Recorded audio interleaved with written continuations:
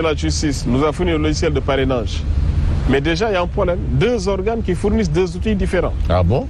Déjà, des référentiels, en fait, vont poser problème. Parce que le référentiel de la clé du fichier Excel, le référentiel du logiciel de parrainage sont différents. Ça veut dire que déjà, les formats de transfert, de traitement sont différents. Et à ce niveau, il faut des aptitudes vraiment techniques, avérées.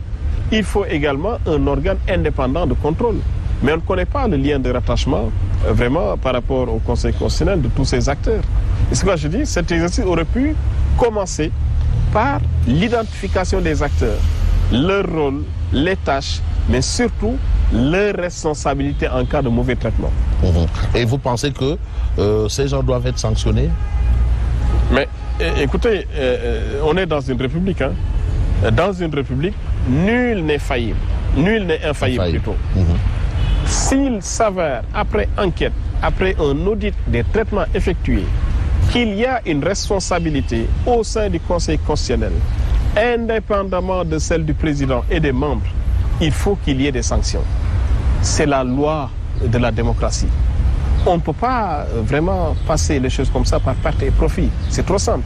Mais en attendant que le Conseil constitutionnel prenne sa responsabilité, toute sa responsabilité, poursuit vraiment l'analyse des fichiers, les sanctionne comme pour les autres candidats d'un procès verbal et nous disent comment, en tout cas, finalement, notre parrainage a été traité. C'est ce qu'on attend aujourd'hui de notre requête au niveau du Conseil constitutionnel. Mais vous semblez sous-entendre que, justement, ces erreurs notées ça et là, dénoncées par ceux qui ont probablement été recalés, et votre cas n'est probablement pas le même, profitent aux candidats du pouvoir.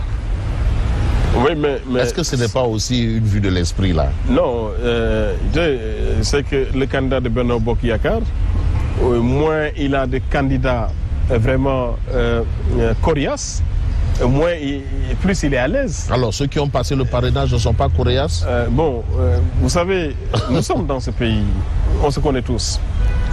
Ceux qui auraient pu poser problème aux candidats de Benno Bokk Yakaar, nous constatons tous qu'ils ont des difficultés. De parrainage? Comme par enchantement. De parrainage? Mais de parrainage de tous ordres. Mais on peut aussi les de parrainage de tous ordres. Oui. Soit c'est de l'acharnement, soit on organise vraiment leur échec, soit ils sont dans des situations où ils ne sont même pas en mesure vraiment de s'exprimer. Mais il faut enfin qu'on ait une démocratie inclusive, ouverte, apaisée. Mais il est temps qu'on ait une démocratie où les uns et les autres ne se sentent pas exclus du processus. Mais c'est ça qu'on recherche. Et la Constitution du Sénégal, mais le but ultime de sa création, c'est ça. Avoir une démocratie apaisée. Une démocratie qui apaise le peuple. Mais aujourd'hui, le peuple est troublé.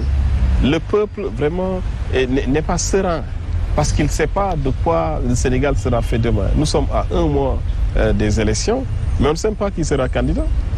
Ceux qui sont passés par le parrainage le sont. Mais il y a des autres étapes, mais qu'on ne parle pas.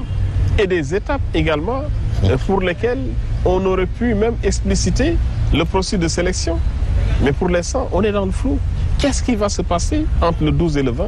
Mais personne ne sait. Ce que je dis, il était important que dès le début du processus, qu'on puisse expliciter étape après étape, jour après jour, toutes les étapes, les modalités de contrôle, les critères requis, également les niveaux d'aptitude de ceux qui contrôlent. Oui, mais de ceux qui contrôlent. Mais ceux qui contrôlent jouent leur rôle. Mais ceux qui doivent être contrôlés aussi ont un rôle à jouer. Oui, mais justement, c'est parce que nous avons un rôle à jouer qui nous a été assigné. Mais nous l'avons joué. On nous a demandé vraiment d'aller au parrainage citoyen. Et c'est une option qu'on a levée, on l'a fait. On a eu à obtenir des parrains. On nous a demandé de fournir une caution. Nous l'avons fait. Les autres pièces exigibles du dossier, mais nous les avons fournies. On nous a demandé de déposer à bonne date et de faire certifier la clé à l'entrée, mais nous l'avons fait. Nous avons satisfait à toutes les conditions. Mais arrivé à la dernière étape, mais un problème de format vraiment qui apparaît dans la salle, qui apparaît de manière soudaine, vraiment entre les mains d'un informaticien. Comme par enchantement. Voilà, comme par enchantement. Et on veut bloquer tout le monde et dire que c'est... Non, je ne pense pas que le Sénégal, vraiment, en soit là. Moi, je pense que le Conseil constitutionnel est conscient de la situation. J'ai confiance, vraiment, en la Commission jusqu'ici. Et je sais que il y aura un sursaut. Et ce sursaut est attendu par tout le peuple sénégalais. Et le président du Conseil constitutionnel, apparemment, vous semblez l'écarter ou l'épargner de tout ce qui vous est arrivé. Mais jusqu'ici, le président du Conseil constitutionnel, lorsqu'il y a eu les difficultés, était surpris. Et il a demandé à l'informaticien de continuer le travail. Parce qu'il sait lui-même que ce n'est pas la disparition d'une colonne de comptage qui peut empêcher le contrôle des parrains, de l'identité des parrains. Parce que ce qu'on cherche en fait chez le parrain, c'est quoi? C'est d'abord vraiment son prénom et nom, déjà, mais également en fait les autres critères qui sont exigibles, être inscrit sur le fichier, avec le numéro de la carte d'électeur, le numéro d'identification nationale, la date d'expiration de la carte nationale d'identité. Mais toutes ces informations apparaissent. Mais il sait qu'il y a quelque chose d'inédit. Et moi, j'ai confiance que de cet exercice jaillira la vérité. La lumière jaillira. Parce qu'on ne peut pas passer par perte et profit ces cas. Il faut que ces cas soient traités avec la plus grande rigueur, avec également la plus grande transparence. Et je ris bien en tenant compte des faits, en tenant compte de la loi, en tenant compte également de la foi. Et j'insiste sur ce dernier mot. Mais oui, mais aujourd'hui, vous êtes pratiquement à l'attente, hein?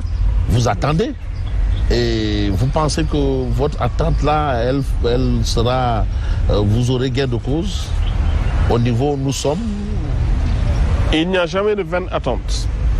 Tout le monde, toute attente, toute espérance ne peut pas être vaine. Nous nous sommes inscrits, nous avons déposé toutes les pièces requises, nous avons satisfait à tous les critères et nous avons vraiment la certitude que le droit sera dit au regard des faits qui sont sacrés, mais au regard également vraiment de ce qui est arrivé.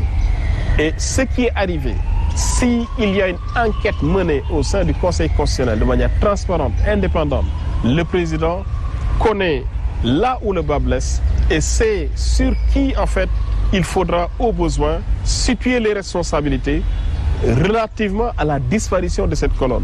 Et il nous rétablira et il doit nous rétablir dans nos droits parce que nous avons fait tout ce qui nous avait été exigé. Nous avons été conformes au texte, nous avons été conformes vraiment au processus électoral et il est également important que le peuple sénégalais puisse être enfin rassuré par les décisions du Conseil constitutionnel. L'attente ne sera pas vaine. Mais oui, mais il y a d'autres qui ont passé l'étape du parrainage, hein, qui ont eu des clés en bonne et due forme, dont les colonnes n'ont pas disparu. Ces gens-là, est-ce qu'ils ne viennent pas contredire vos récriminations? Oui, mais à chaque candidat son cas. Et j'ai également suivi des cas qui sont assez particuliers. Où des fichiers, ou des agents, des Sénégalais, en tout cas inscrits, ne sont pas retrouvés dans le fichier. Ou des candidats même disent qu'ils n'étaient... Qui ne sont pas. Ça également, je mets tout ça dans la même analyse. Je dis que la décision du Conseil constitutionnel doit permettre de rétablir la vérité. La décision du Conseil constitutionnel doit permettre d'éclairer la lanterne des Sénégalais. Qu'est-ce qui s'est passé? Comment des gens régulièrement inscrits ne se retrouvent pas dans un fichier? Mais c'est une incongruité. Il est important qu'on puisse apporter de la lumière à toutes ces vraiment accusations. Et c'est important que le Conseil constitutionnel aujourd'hui prenne en compte l'ensemble de ces considérations dans sa décision, apporte les informations pertinentes permettant au peuple sénégalais d'être rassuré. Le cas contraire, nous nous dirigerons vers un contentieux électoral prématuré. Nous nous dirigerons également vers un chaos électoral que le Sénégal ne mérite pas après autant d'années d'indépendance, après autant d'années d'expérience démocratique. Chaos électoral, vous êtes en train de dire? Mais chaos électoral dans la mesure où le droit n'est pas dit. Chaos électoral dans la mesure où il n'y aurait pas de transparence. Et je veux dire qu'il y aurait des difficultés aujourd'hui vraiment à connaître le processus électoral, à avoir des informations sur les conditions de déroulement de cette élection. Il y a un flou qui allait se dégager et qui est en train de se dégager vraiment sur les conditions de sélection, sur les conditions de participation et finalement tout peut se retrouver en un chaos électoral. Charles-Émile Abdou Ciss, merci.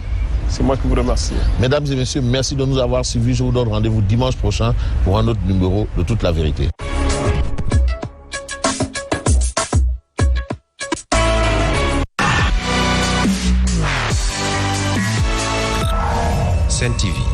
bienvenue chez vous.